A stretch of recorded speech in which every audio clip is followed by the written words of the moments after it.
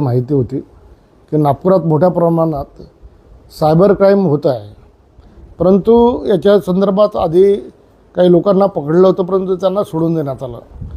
आणि ज्यावेळेस आता 3-4 दिवसापूर्वी हा प्रश्न परत उजेडात आला, त्यावेळेस मी स्वतः जाऊन CP साहेबांशी भेटलो. त्यांना सांगितलं का अशा प्रकारचं सायबर क्राईम हे नागपुरात होत आहे. आणि नागपुरातच नाही तर त्याचा व्याप त्याचा राजस्थान, गोवा, गुजरात, मध्य प्रदेश वेगवेगळ्या प्रांतात याचा व्याप झालेला आहे. आणि त्याच्यामुळं जेव्हा मी आज परत पेपरमध्ये वाचलं की गोव्याला यांनी रेड टाकली, गोव्याला 4 आरोपी त्यांना मिळाले. हा जो स्कॅम आहे हा फक्त पुरता मर्यादित नाही, तर हा स्कॅम पूर्ण भारतात जे मेजर सिटी आहे, मुंबई असो किंवा राजधानीचे शहरं असो, प्रत्येक राज्यातले त्या सगळ्या ठिकाणी मोठ्या प्रमाणात हा स्कॅम चालू आहे. आणि याच्यात मला असं वाटतं की म्हणजे ज्याला आपण म्हणतो गॅमलिंग स्कॅम राहू शकतो, त्याच्यानंतर वेगवेगळे स्कॅम माधव ॲपसारखे त्याला हॅक करून हा स्कॅम राहू शकतो. किंवा हा जो स्नॅकर आहे ज्याने स्नॅक केला आहे, याने पोलीस डिपार्टमेंटच्या काही लोकांना त्यावेळेस याने काही माहिती दिली की बा हे असं हॅक होते, तसं हॅक होते. आणि हा जो मेन माणूस आहे इथला, तर त्यांनी ते पोलीसवाल्यांना ट्रेनिंग दिलं. पण पोलीसवाल्यांना त्याच्या नावाकडे हा एवढं हॅक करू शकते, तर हा हॅकर राहू शकते असा विचारही केला नसेल. परंतु आज जे लोक उजेडात येत आहे हे सगळे हॅकर्स हे या गँगमधले आहे.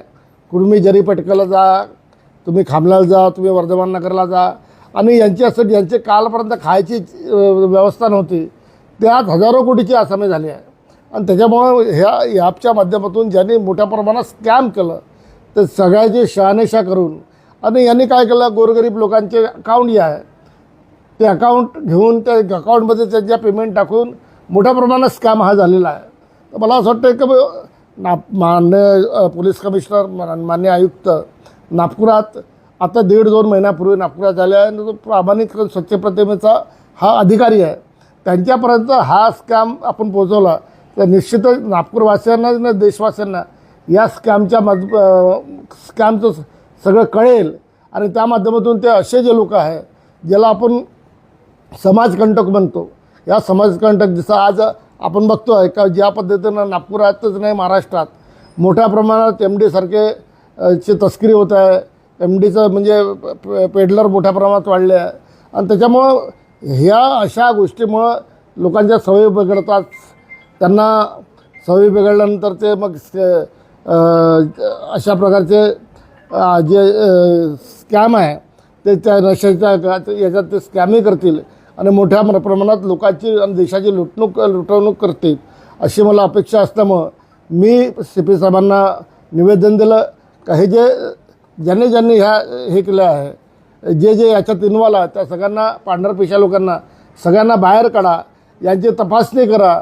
आणि मला असं वाटतं का यांनी ज्या पद्धतीनं ज्याच्यापाशी कालपर्यंत काही नव्हतं, आज हजारो कोटी जे मालमत्ता कुठून आली, मला असं वाटतं हा पूर्ण विषय EDकडे देऊन, CBIकडे देऊन याचा तपास करा, जेणेकरून मोठ्या प्रमाणात लोक याच्यातून बाहेर पडतील. सर, जसं आपण